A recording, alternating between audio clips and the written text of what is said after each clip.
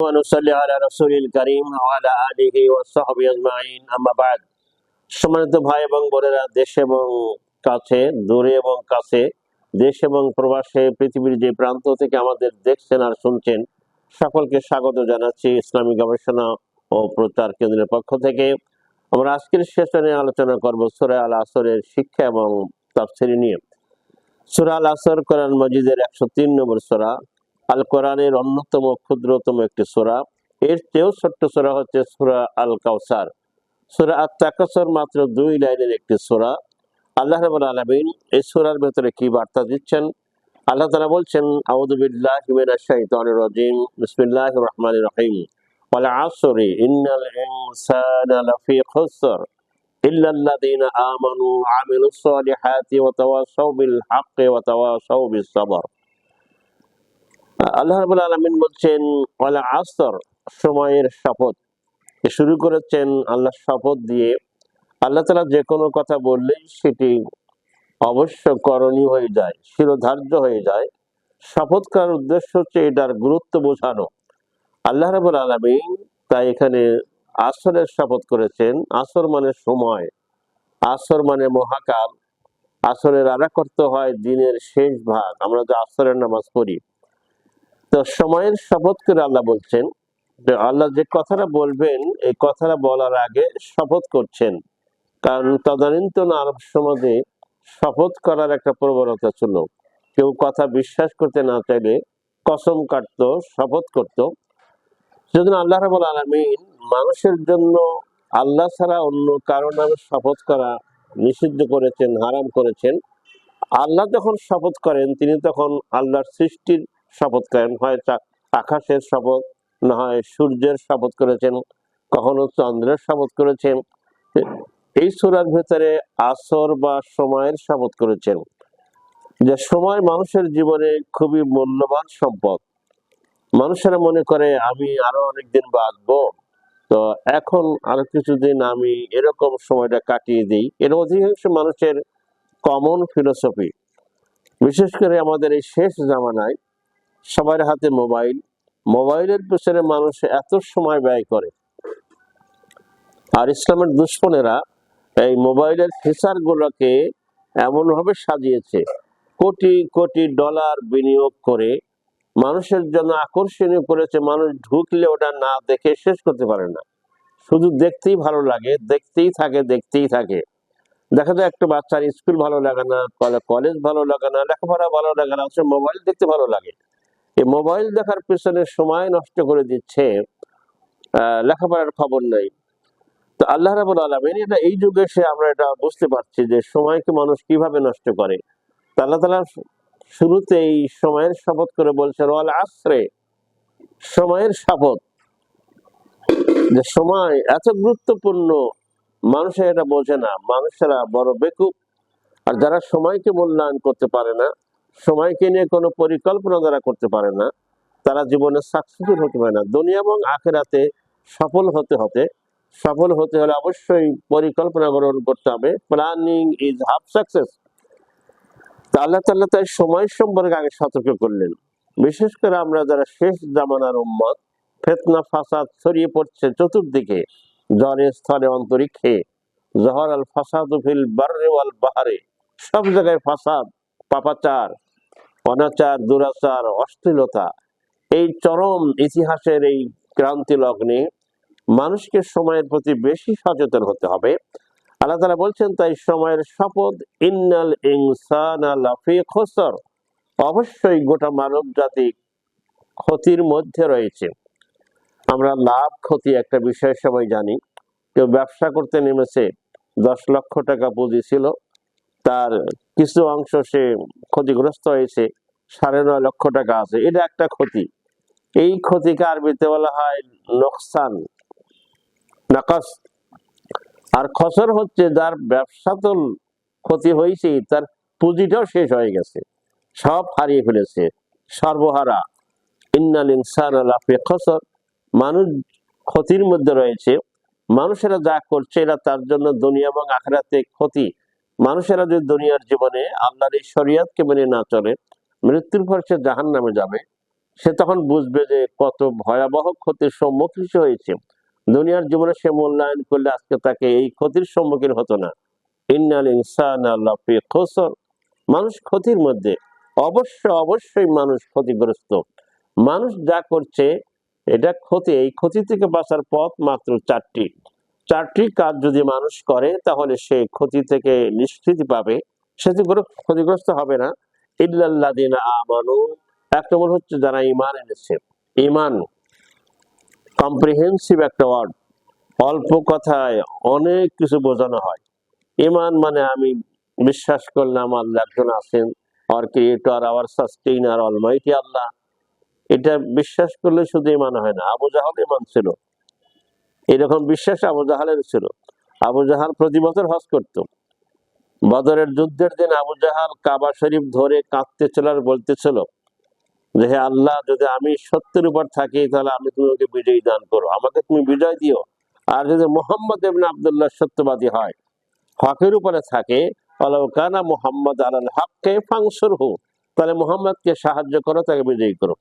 তার মানে আবু জাহালও আল্লাহকে বিশ্বাস করতো সর্বশক্তিমান হিসেবে, তাকে দোয়া করতো, কিন্তু আল্লাহর শরিয়াতকে, আল্লাহর আইনকে সে মানতো না, তাই সে কাফের।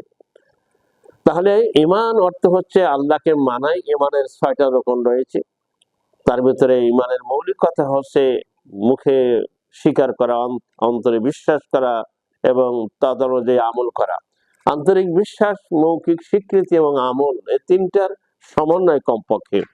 আমি যারা বিশ্বাস করছি এটাকে মানে মুখে স্বীকার করতে হবে আর এই অনুযায়ী আমল করতে হবে। ইল্লাল্লাযিনা আমানু ওয়া আমিলুস সলিহাত, যারা ঈমান এনেছে। এই ক্ষতি থেকে বাঁচার 1 নম্বর কর্মসূচি হচ্ছে ঈমান আনা। ঈমান শুধু মুখে স্বীকার করার নামই নয়, আন্তরিক বিশ্বাস এবং সে অনুযায়ী আমল করা, এটা হচ্ছে ঈমান। ঈমান ব্যাপক জিনিস, আমরা অন্য একটা সেশনে আলোচনা করবো ইনশাআল্লাহ। ঈমান আনার দাবি হচ্ছে ও আমিলুস সলিহাত, আমলে সলে করা, সৎকর্ম করা। ঈমানের দাবি, যখন আমরা ঈমান আনলাম, আমার লাইফ স্টাইলকে চেঞ্জ করে নিতে হবে। সাহাবী সমাজ তারা সারা জীবন ভর যা করতেন, যখন ঈমান গ্রহণ করলেন তাদের পুরো জীবন চেঞ্জ হয়ে গেল।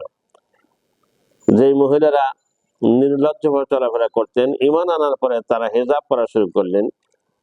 এভাবে তাদের গোটা জীবন চেঞ্জ হয়ে গেল। যারা সুদ খেতেন, সুদ বর্জন করলেন, হারাম বর্জন করলেন, তারা ব্যবসা শুরু করলেন। তাহলে ঈমানের দাবি হচ্ছে আমিলুস সলিহাত, নেক আমল, সৎ আমল সে করবে। আল্লাহ রাসূল সাল্লামের তরিকা অনুযায়ী আমাদের সেই আমলগুলো করতে হবে। এটা হচ্ছে আমিলুস সলিহাত। মানুষের জীবনের, পুরো জীবনের সকল কাজে আমলে সলিহাত।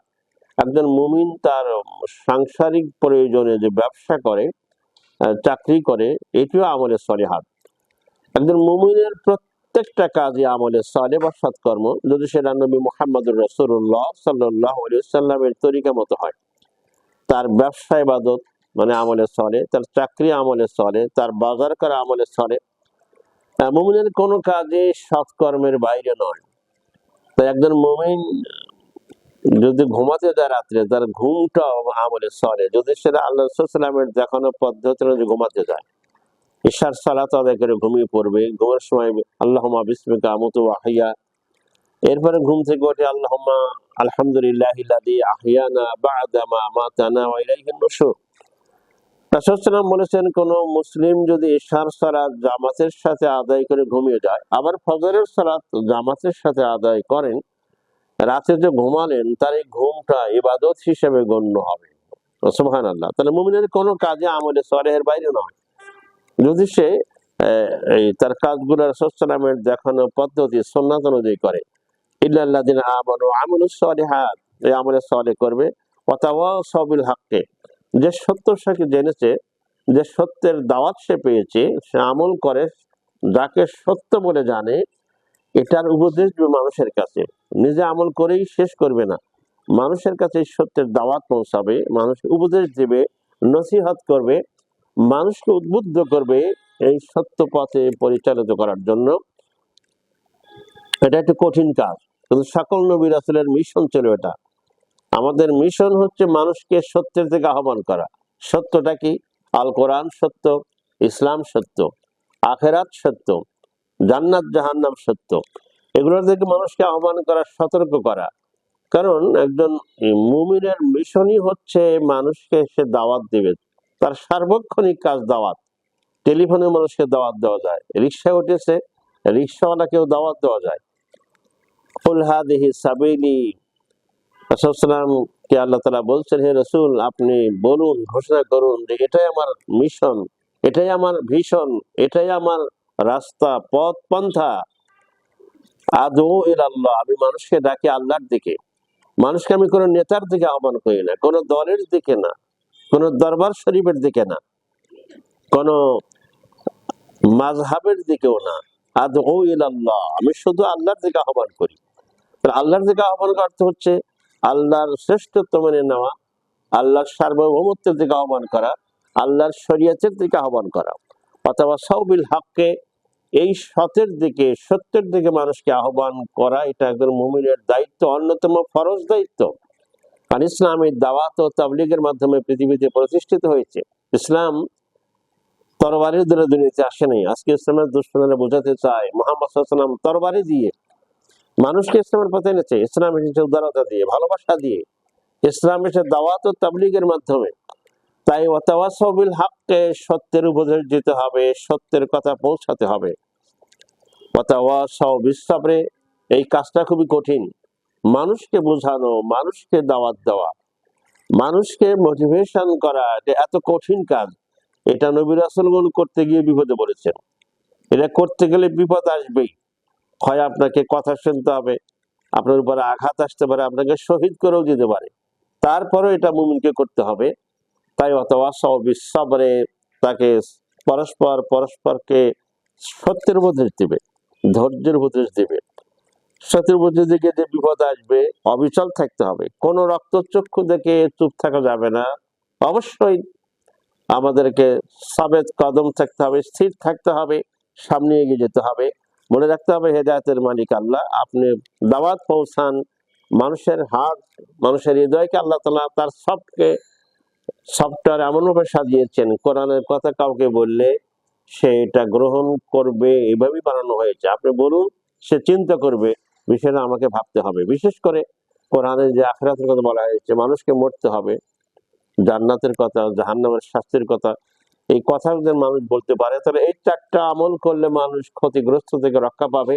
এক, ঈমান; দুই, আমলে সালেহ, সৎকর্ম; তিন, সত্যের উপদেশ দেওয়া। সত্যের উপদেশ দিতে গিয়ে, দাওয়াত দিতে গেলেই মানুষের জীবনে বিপদ আসবে, তখন সাবরে জামিল এখতিয়ার করা। আল্লাহ রাব্বুল আলামিন এই সূরার শিক্ষা আমাদের জীবনে গ্রহণ করার তৌফিক দান করুক, আমিন। আসসালামু আলাইকুম ওয়া রাহমাতুল্লাহি ওয়া বারাকাতুহু।